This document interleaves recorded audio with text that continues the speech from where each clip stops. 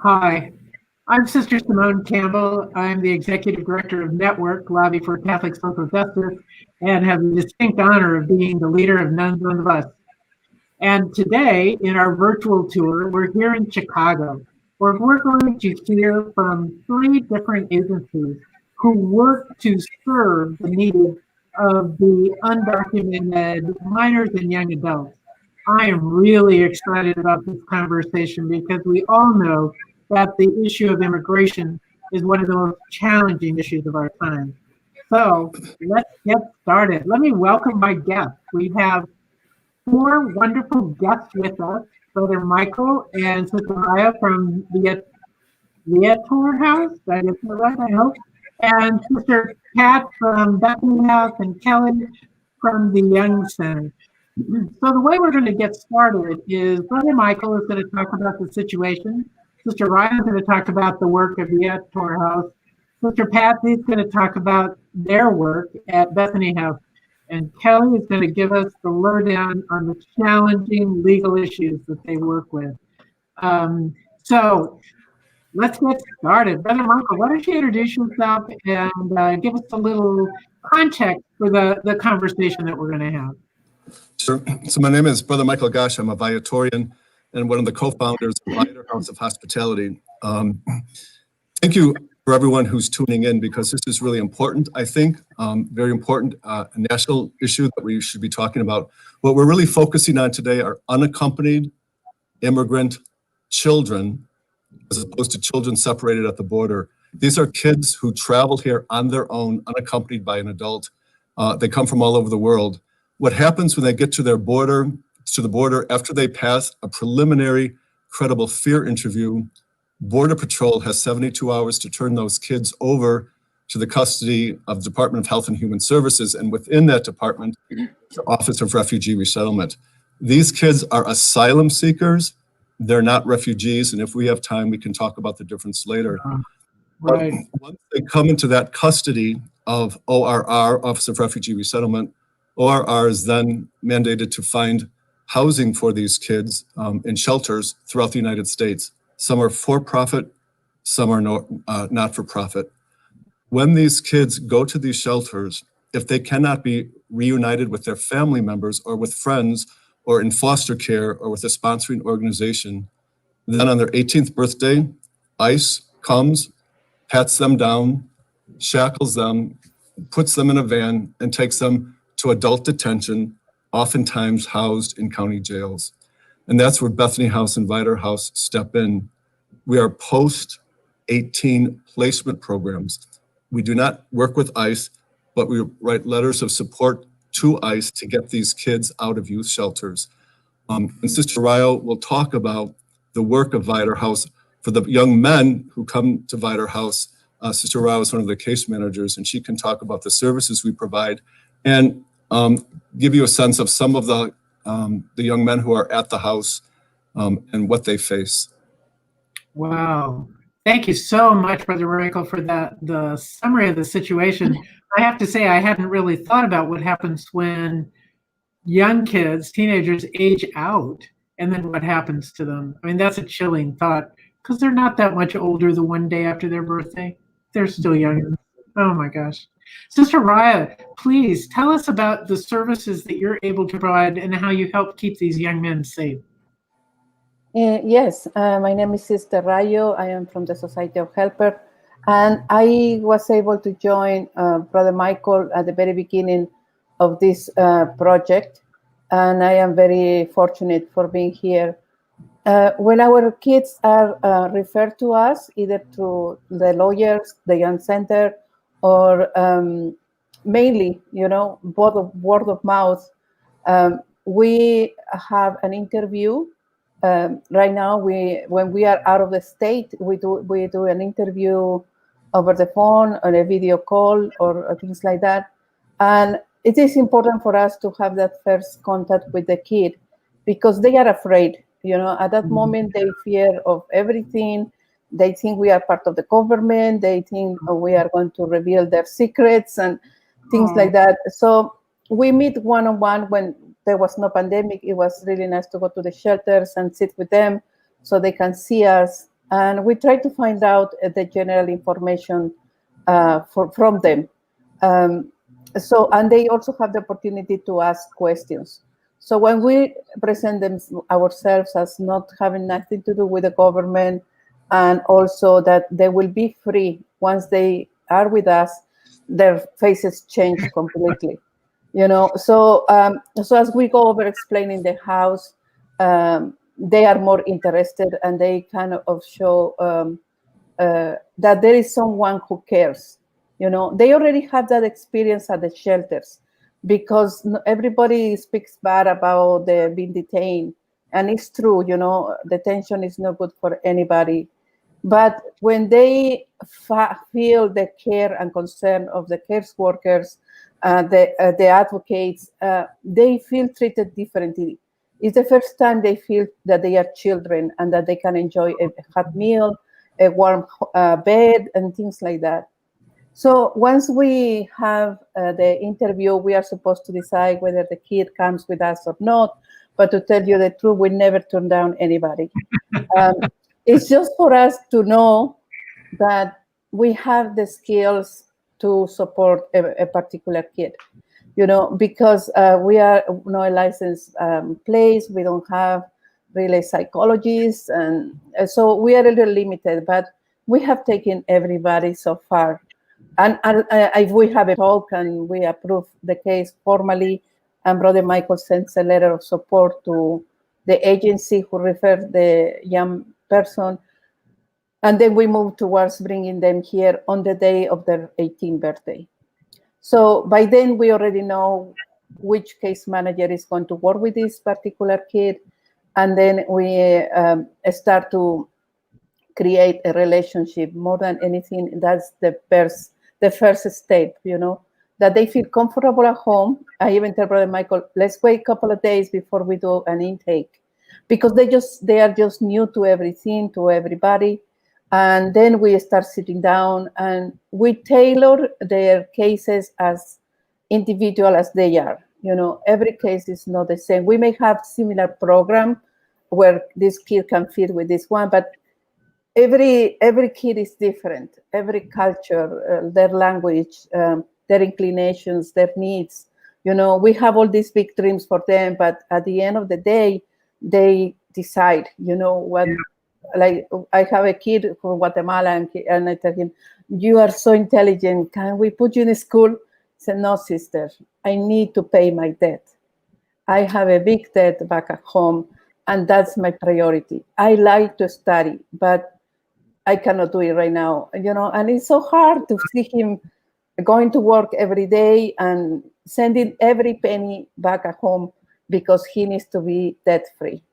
And whereas there are others who unfortunately have lost all their family members back at home, they are alone. So they concentrate in their school because they want to be someone in a different life, in the form of life that they have lived. So we have kids who we can assure that they were raised on the street, and they come here and they are really in heaven, because they have their own room, their little money, and a shower. And we see symptoms like they bring a lot of food in the rooms because they think for tomorrow there is no food.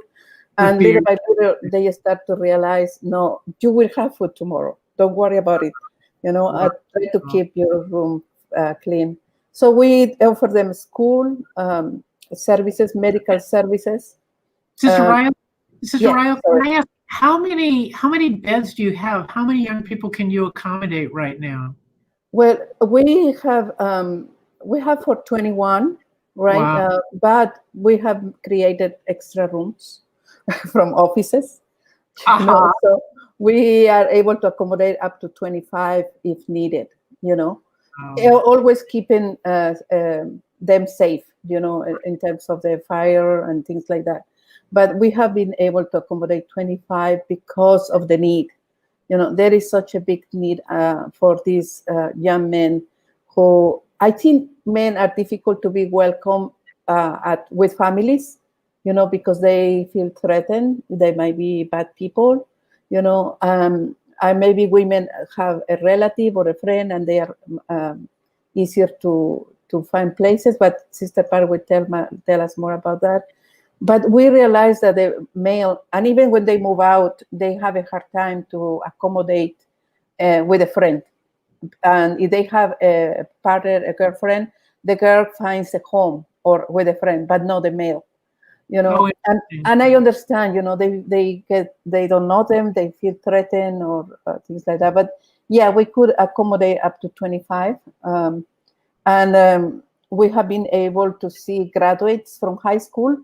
You know, kids who never went to school, they have graduated from high school. I think we have 8 graduates from high school, and about 5 in college.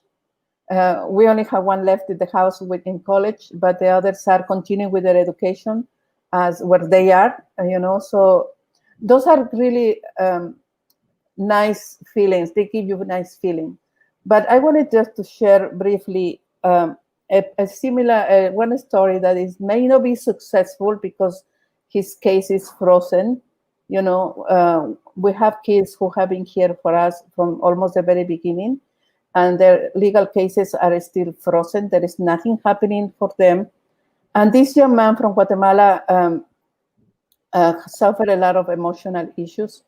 And he was taking medication. And at one point he said, Sister Rayo, I cannot take any more medication. It makes me sleepy in the school, and it just upsets my stomach. And I said, it's your decision, you know, but make sure you can function in your life, you know. He said, I promise I will make it work. So this was like about a year ago, and he struggled. Some days were really hard. He would just stay in bed because his depression will kick in really hard. But little by little, he pushed out himself, and he pushed out himself, and he graduated last June from high school. You know, I think it was, for me, that is, he doesn't have asylum. He doesn't even have a work permit.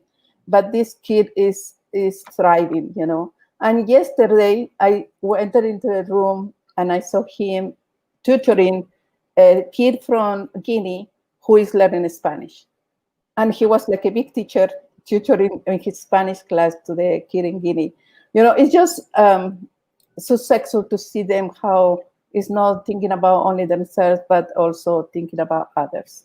And I know I talk a lot, so that's okay. We got to get the others in. But I have one question for either you, Sister Rayo, or Brother Michael. How long do these young men stay with you? What's the average or the ordinary time?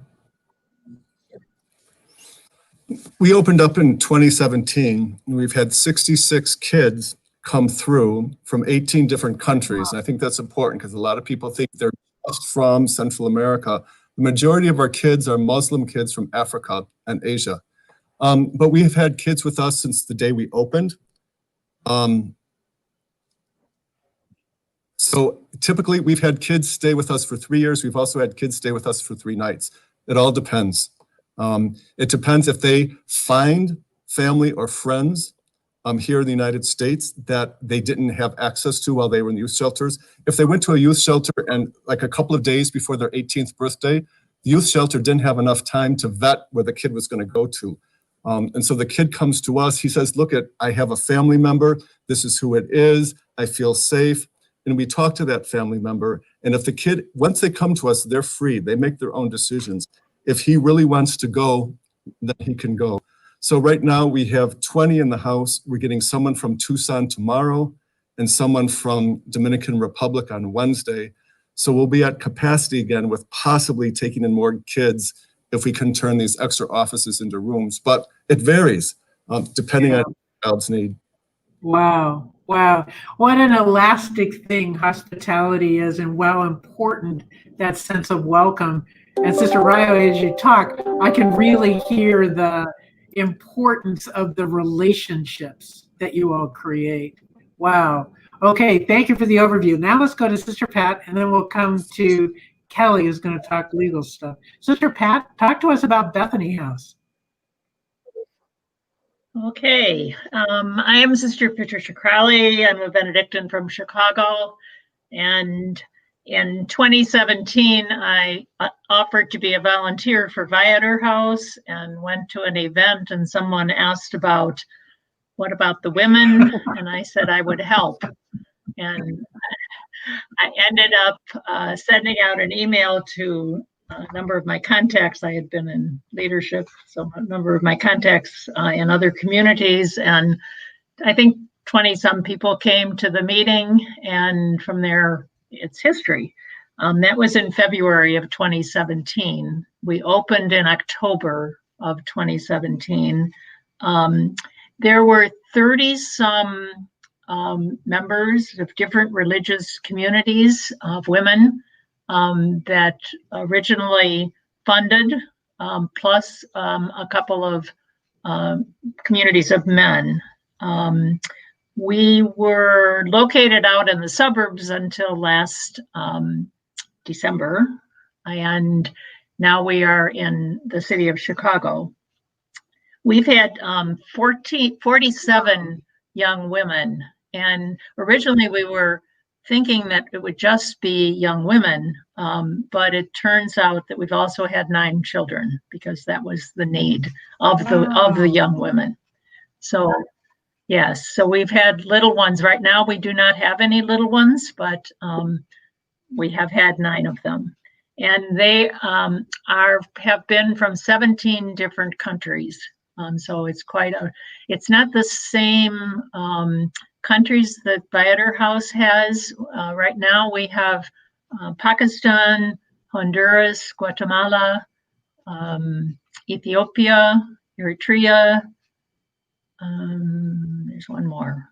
I'm forgetting what it is.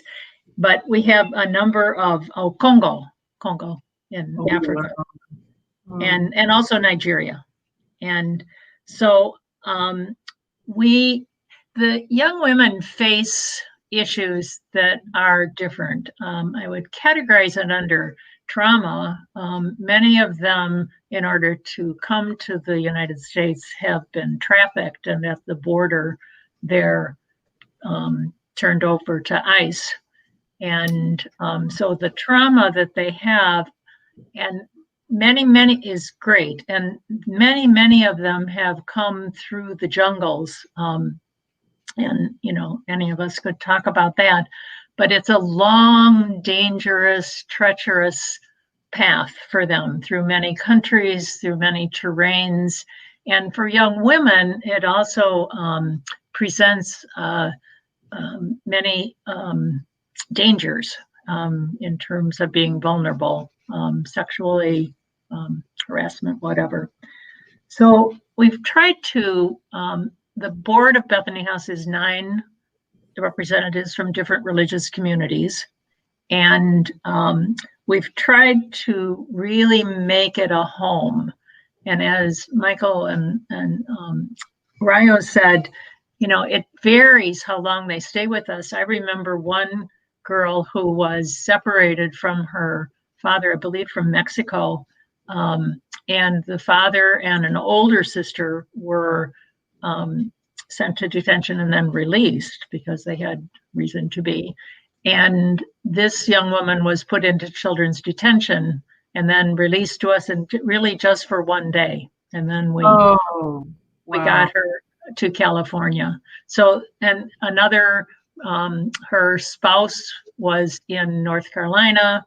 So she arrived at Bethany House, and she contacted him, and she had a baby with her. And he drove all night to pick her up. And so picked her up, or came the next day, and then they left. So it just varies. But then 2 of our young women have been with us since the beginning. So that's 2.5 years. It'll be 3 years in October. And, one of the amazing things about Bethany House is the collaboration among communities to do this. And it's been remarkable. And I long for the day when someone from the West Coast or the East Coast calls me and says, we'd like to do this too. And I said, well, we'll be happy to help you, figure out, we'll tell you our story, and then you can perhaps replicate it. So okay, it's been wonderful. Sisters, just a sisters who are listening in, okay, you've got an invitation here.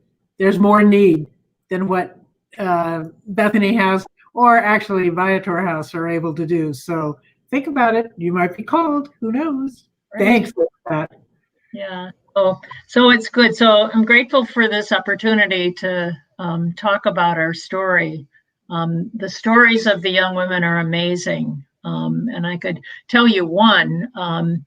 One of the young women, her family she came from Africa, Congo, and she came with her families. They went to Angola first, and they felt that they were not welcomed. That's the way she tells the story there. And Angola has a lot of issues these days.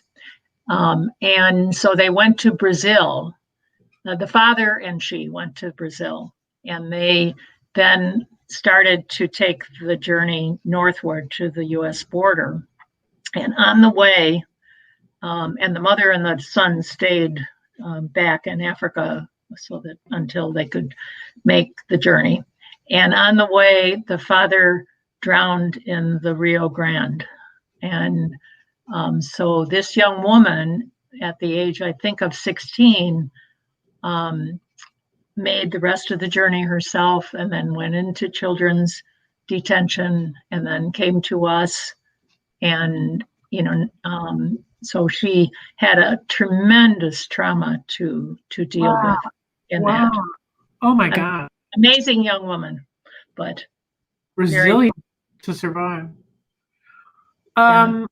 Thank you so much. Okay, Kelly, we better get you in. I get so engrossed in all these stories, I forget to keep pulling in people. But Kelly, talk to us about Young Center and the work that you do. Sure, happy to.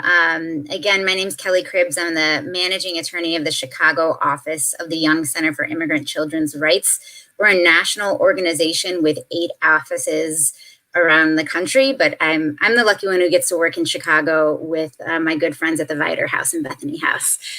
So I'll take a minute just to tell you a little bit about the Young Center's work, and then another minute to tell you about our collaboration with these 2 fantastic organizations whose model I'm very enthusiastic about seeing replicated. But in short, the Young Center is a unique organization. We're the only organization in the country that does the work we do. We're appointed by the Office of Refugee Resettlement. That's that government agency that has custody of unaccompanied immigrant kids when they arrive, to serve as child advocate for uniquely vulnerable unaccompanied immigrant kids. So a child advocate is akin to a guardian ad litem. It's a representative of the child's best interests. We can't work with all the kids who come into custody.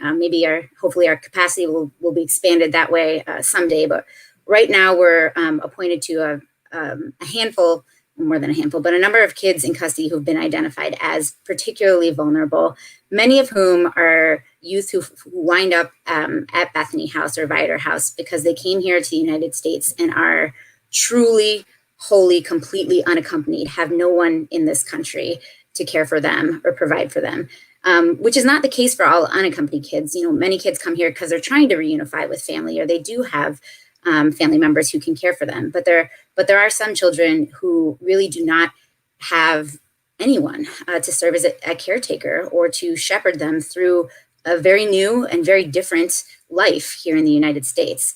And that's where Bethany House and Viator House come in. So, as child advocate, one of the first things we're going to be working on is how to get kids out of custody, right? How to get them into a community-based placement where they can feel safe and stable and start to adjust to life in the United States. And so for those kids who don't have anybody who can receive them out of custody, that's when we turn to Bethany and Viator, particularly as kids are approaching that 18th birthday and they face that terrifying prospect of being transferred to adult detention. The option of being instead released to a supportive housing program where you will be connected with schooling, connected with therapeutic services, have the support to continue pursuing your legal case, and start to feel safe and like a member of a community for the first time in many months. It's invaluable to these kids. I cannot overstate the value of the services that Viator House and Bethany House provide to the youth that are in their care, who are able to really engage with their attorneys on their immigration cases for the first time, because they do feel safe and they are able to open up and share their stories, many of which, as Sister Pat mentioned, are laden with trauma, both from home country, the journey here, and from being in custody, right? We call that the triple trauma paradigm that many of these kids experience. And so when they find themselves at Viator or Bethany, is the first time that they are out of custody, are not under the ever-present watchful eye of government officials, and they can start to open up and feel safe, share their stories, which aids their attorneys in pursuing their legal cases, and they can start to have what we might call a more typical adolescent life that they deserve. Amen. Amen. Wow, what a fabulous role to be the advocate in that setting. I just have one question. I'm curious, how long does it take to go from that initial interview where, okay, we need to plan for your 18th birthday? How long does that take to get through the system? Because the little bit I practiced immigration law a while ago, things were really slow. So I'm wondering, do you have to start when you're 16, or do you have, or is this possible, say, in 6 weeks or 8 weeks? Right. Well, the kind of a preliminary thing to understand is that the process of getting kids released from custody is totally divorced from their legal case, right? So if you're talking about extraordinary delays, that's very common in legal cases, right? Okay. So you don't file in the legal case; you just file separately to get them released. Well, to get them released from custody, it's really at the discretion of the Office of Refugee Resettlement. So you're seeking permission from a government official. It's not a judicial process. It's not a determination made by an immigration judge. The immigration judge actually has very little jurisdiction over the placement and detention of unaccompanied immigrant kids. So as part of what's so confusing about the U.S. immigration system is there's so many different agencies that have a hand in it, so many cooks in the kitchen, that you can imagine how a child without an advocate or another individual to kind of help shepherd them through this process could really get confused along the way. Absolutely. Thank you for that. Okay, you've all talked about immigrants from really a wide variety of countries. And I have to say, I'm a little surprised by the African Asian reality. My experience when I was practicing law a lot of years ago and doing immigration law was principally Central America, South, that whole corridor. So one of the questions that came in our Facebook chat was, how do you create community across so many different cultures and languages? Sister Raya, you were talking about, one of your folks teaching somebody else Spanish. When I was thinking, it's so much more than culture. How do you do that? Well, I was going to say that one of the ways that I think we do it is our staff is quite diverse, which really helps, the different people from different cultures, feel at home. So that's one element at Viator House. I think another thing that we see all the time is many of these kids have shared experiences. So the kids from Asia and Africa, one way or another, and this isn't for all of them, but for the majority of at least the kids in our house, they get to Brazil. And for Brazil, they get to Peru. And Peru, they get to Ecuador. And Ecuador, they get to Colombia. And then they set out on a boat under the cover of night, oftentimes without a life preserver, not knowing how to swim, to the Darien Gap, which is that jungle that connects Colombia to Panama, where they walk for sometimes days on end. Sometimes they're robbed, sometimes they're beaten. They get there, then they get into Panama, they get to Costa Rica, they get to Nicaragua, they get to Honduras, they get to Guatemala, they get to Mexico, and then they come up. So they have this shared experience for many of them. They also have the shared experience of being in detention together and what that's like. And some of them know each other from detention. And so that helps. And yeah, right now we have 20 kids from 12 different countries in our house. Majority of our African kids speak English because they learn it in detention. And that helps. But they realize they're kind of in this together. And so Is everything perfect? No. The trauma that Kelly speaks about is incredibly intense for some of them. Just yesterday, one of our kids learned that his father died. And Sister Ryle said that she spoke to him today. He was on his phone watching the funeral back home. And we've had that with a number of our kids. A mother has died, a grandmother has died. Someone's mother took her life while he was in detention. And when he came to us, he was very angry until we found out what happened. But we'd get pictures of them. We frame the pictures of their parents. This helps somewhat. We help them create new memories. We give them scrapbooks. Corey, who is our executive director, takes them volunteering. And if they want, they take pictures, and then we put pictures in a scrapbook. Each kid has his own scrapbook. We put pictures on the walls. Those kinds of things help to foster a sense of community, but community can't be imposed or enforced. In the beginning, we thought we're going to have a big meal and we're all going to come around and sit down around the table and talk about how was your day. And kids didn't want to do that. And so it's become very organic, where the Guineans will cook together, the Ghanaians will cook together, the Somalis will cook together, and then they share their food with one another. But we try really hard to take our cues from them. And because we have such wonderful case managers, such as Sister Rayo at our house, they spend such quality time with the kids addressing a lot of that trauma. And I don't know, Sister Rayo, if you want to say something specific about how the guys from all these countries get along. I think it's a natural need, because now we are all in the house surprised that a kid from India is very good friends with a Mexican, Our second Mexicans are rare in our home. But they look for each other all the time, and they say, why? And they need company, they need friends, and somehow they have connected. And their languages, they both are learning English. They are not good at English, neither of them.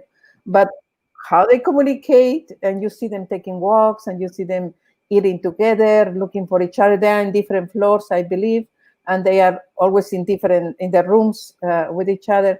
So I think it's something natural, And there are kids who grow separate from their friends.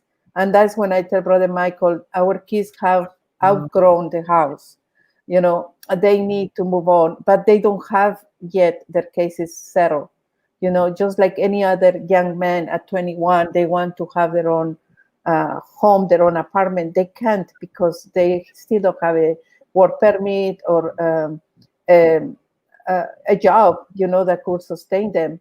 But you notice that they are growing apart from each other because it's like a natural way. They are not angry at each other. They are just ready to my fly. time is up, Ready to so we try the to nest. Yes.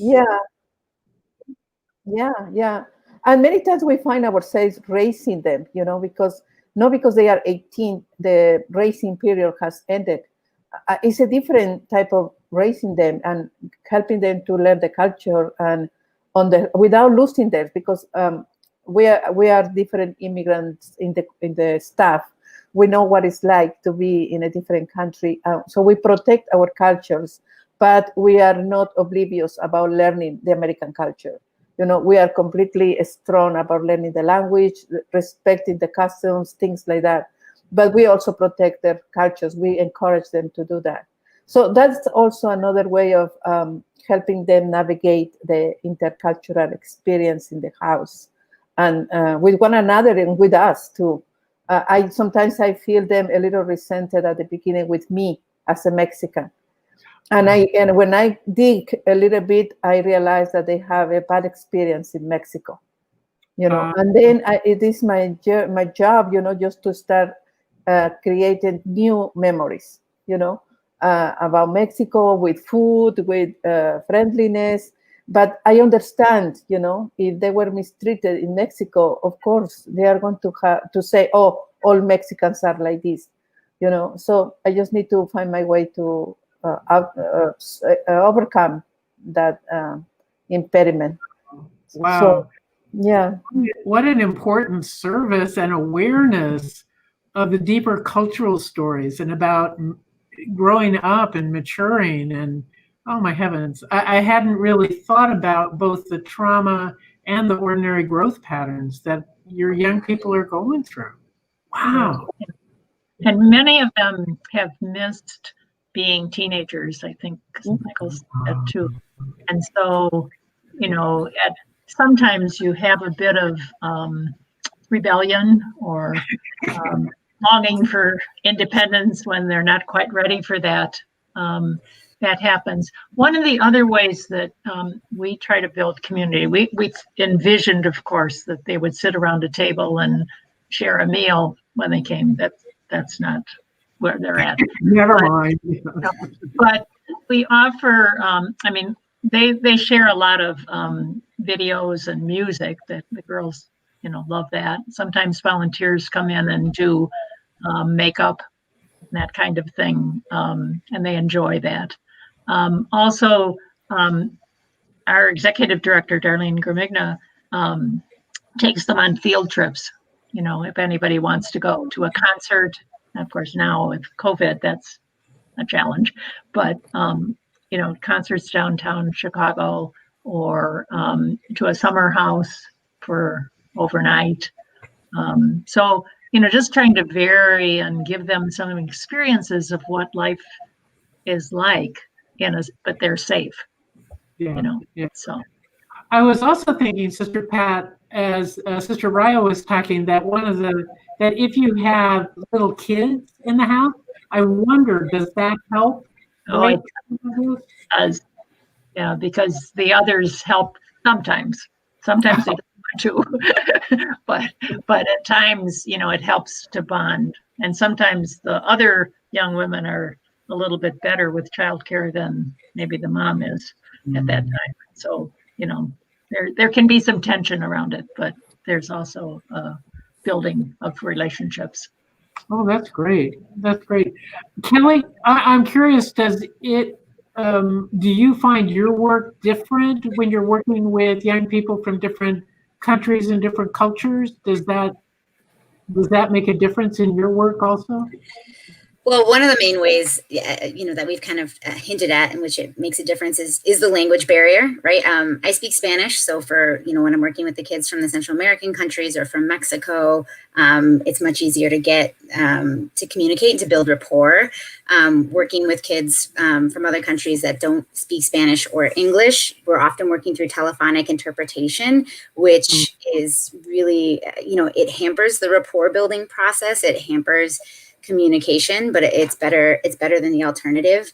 And there's a need to be mindful of, a vast array of cultural differences that folks, that the youth that we work with may have with respect to things like mental health issues, what mental health diagnoses and treatment of mental health diagnoses. Culturally, the kids that we work with may have different perspectives or may have different kind of presumptions about engaging in therapeutic services. So, we need to navigate that. There are certain expectations about living in American society with respect to equality and equity across sex, gender, race, gender identity, sexual orientation that may be somewhat novel to many of the youth that we work with, right? So there is an aspect of being, mindful and respectful of where they come from, but also helping introduce them to, kind of the norms and values that pervade the society that we operate in, right? And that can be a difficult transition for some youth as well. Wow. That would be really complicated. I think about the basic things, kind of just the house, that kind of thing with others of different cultures, but then exploring U.S. culture would be seriously challenging. And go ahead. And I was just going to say that I've seen the staff at Bethany House and Viator House really hold young people's hands and accompany them through the process of acclimating to a whole new life. in, just being there every day. Look, I think the work that I do is important too, but I am not with the kids every single day. I am not helping them navigate relationships, societal expectations, systems that they may be completely unfamiliar with in the same way that the staff at Bethany and Viator House are. And so that's what I mean when I say I just can't overstate the value of, it's not just services, but really the care and accompaniments that kids receive when they're in these programs. Yeah.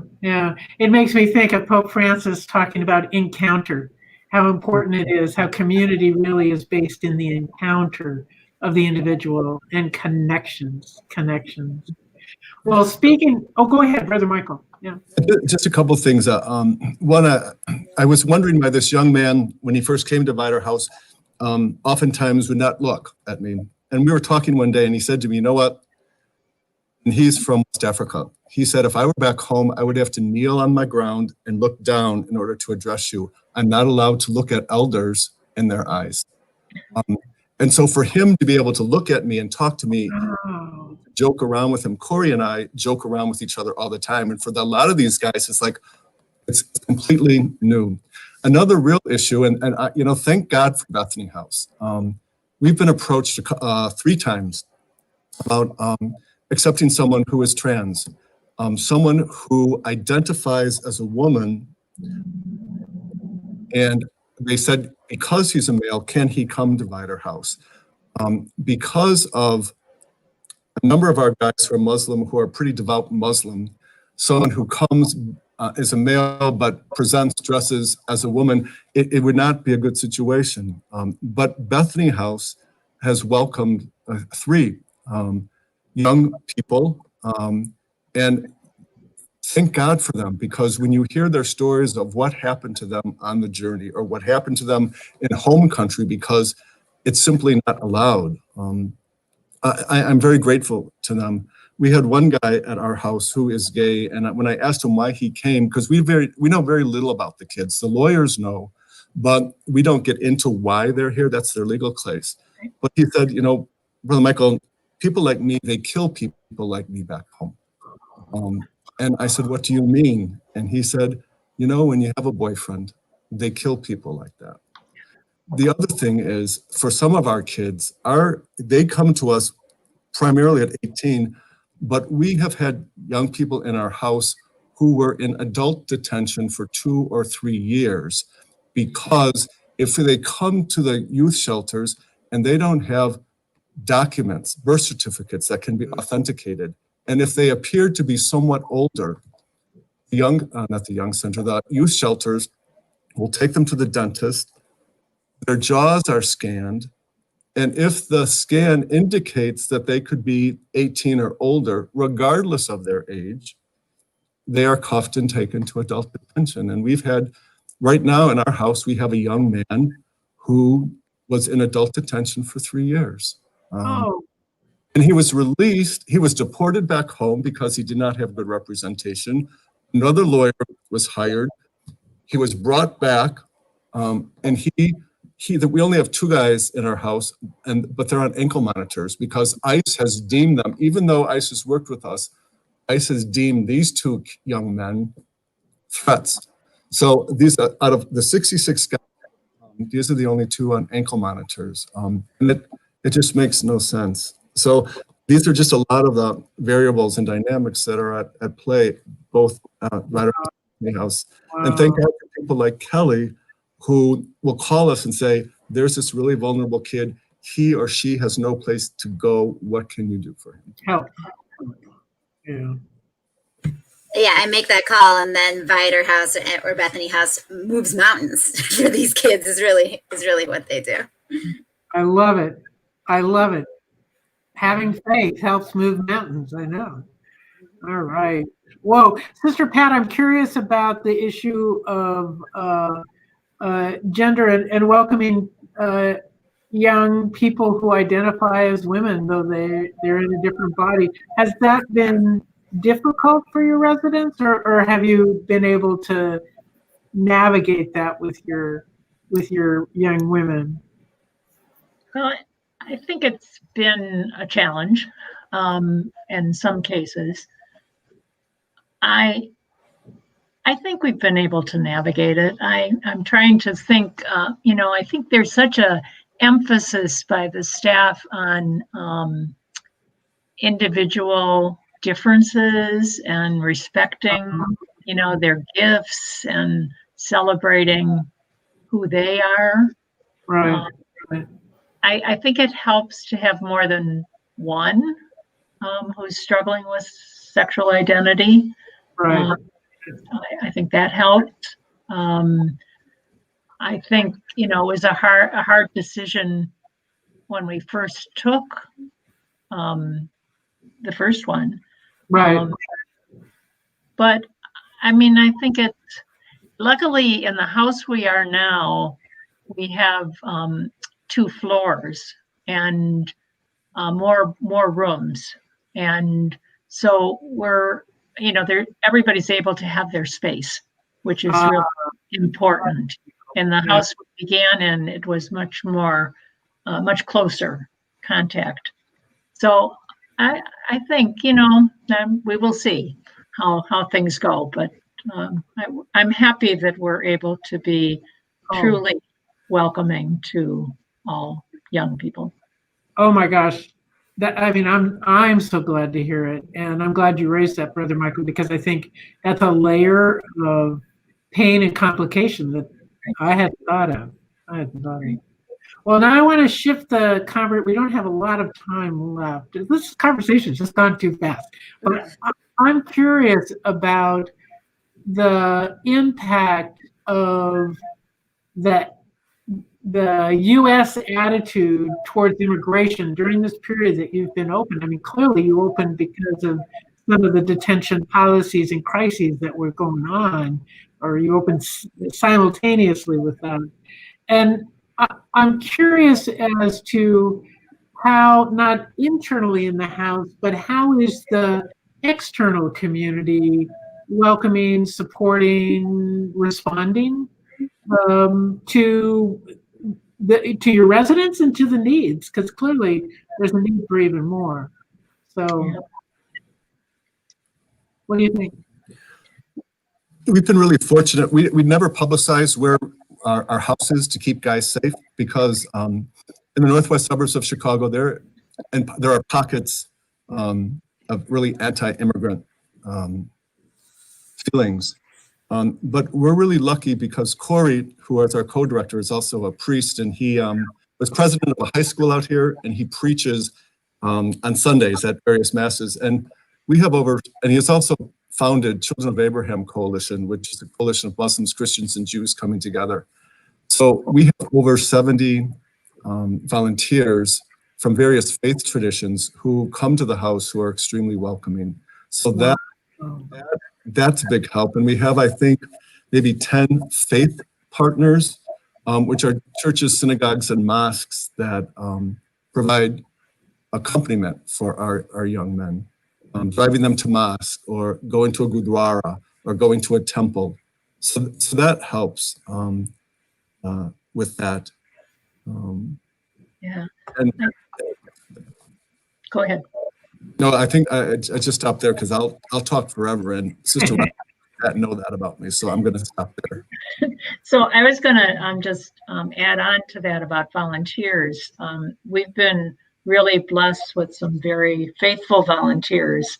And one way that people have volunteered, it's just 2 of our young women right now, but we have two families who have kind of companioned these young women as they've wanted to move out and on their own, and really made them part of their families. And it's been a really helpful thing to each of them. One is from Somalia and one is from Eritrea, but that's been a very helpful thing to people, because they face issues and then don't know what to do with it, and they're not really part of Bethany House, in terms of staff, although they feel comfortable calling back. But they have somebody that they feel a part of. So I think that's really important. Well, I had never thought about that, but that sense of belonging would be critical when you've picked up everything and come on this harrowing journey. Right. That must be, whoa. Yeah. Sister Ryo, how do you experience that with the young men? I mean, is the outside world, are they finding ways to feel like they belong, or do they have to deal with some of this anti-immigrant awfulness that's alive? Yeah, fortunately, they have been accepted. We have a good group of our participants attending Truman Middle College in Chicago, and their staff and the other students. It's a big college, but the program that they are in is smaller. But the staff has been so supportive of us, and I say us, not only them, because they are constantly in communication with us. What do they need? We haven't seen so and so for a couple of days. Can you tell us, is everything all right? And they accept our emails when they have to miss because they have court or they have doctor appointment. They are so supportive of each one of them, and they make them welcome. They make them feel welcome.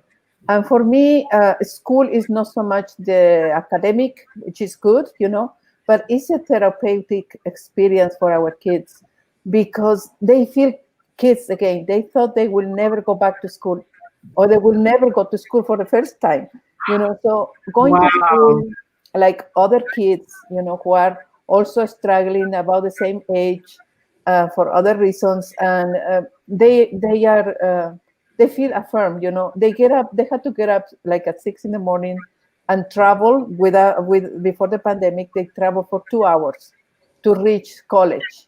Whoa. And they come back with other 2 hours, and they do it every day, so they find something, not only academics, they find something else.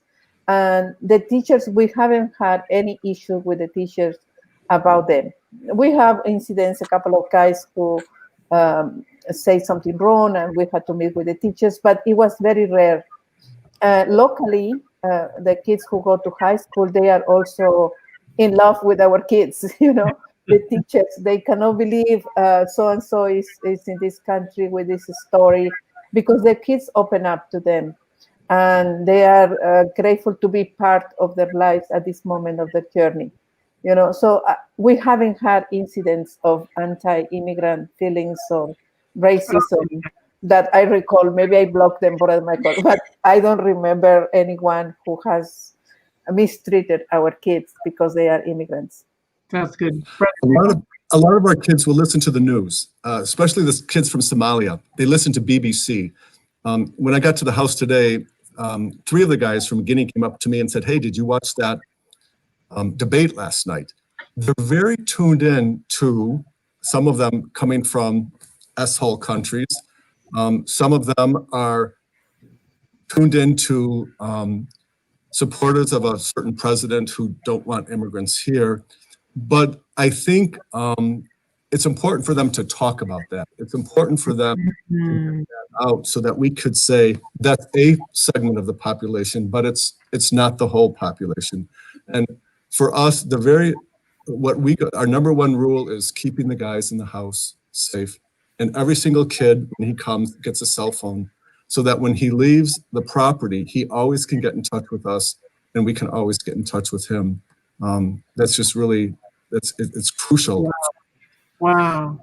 Can I just add one more comment on kind of the reception of the communities of this population? Because the Young Center also is an organization that works with volunteers. We train volunteers who work under staff supervision with unaccompanied immigrant kids in federal custody. They actually go into these shelter facilities in pre-COVID times to meet with kids on a weekly basis until they can be released from custody. And I just, it's no secret that this administration has made targeting immigrant communities a priority, and that they have taken many steps to reduce protections for immigrant communities, especially unaccompanied immigrant kids.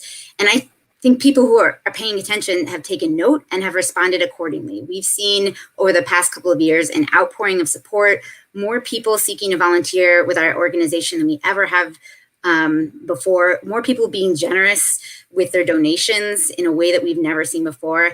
And I mention this in case there are other folks in the audience who are thinking about, whether or not they can step up and replicate this model elsewhere in the country. And I think that the will is there, the desire is there, the commitment is there from people in the communities to support immigrant youth.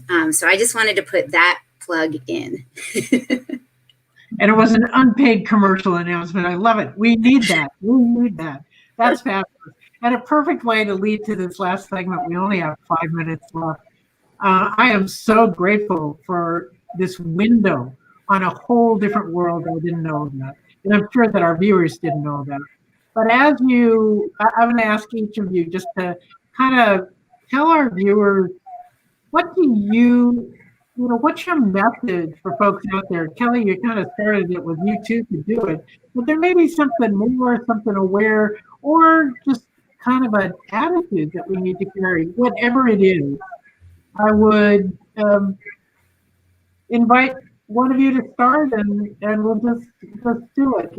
What do our viewers need to remember at the end of this conversation? I think to remember that the young people that are coming are from incredibly dangerous backgrounds and situations and wouldn't make this treacherous journey unless home country was not safe for them. And they're human beings, as such. That's what I think. Just kind of echo some of that. Our kids are here not because they wanted to come here, but because they felt they had no other choice but to be here.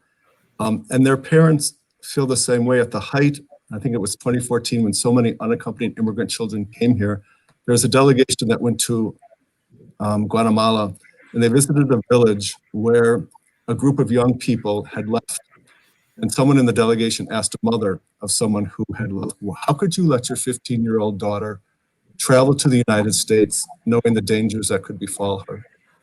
And she looked at them and said, I would rather my daughter be killed on the way to the United States for a better and safer life than shot dead in front of my home without me being able to do anything to protect her.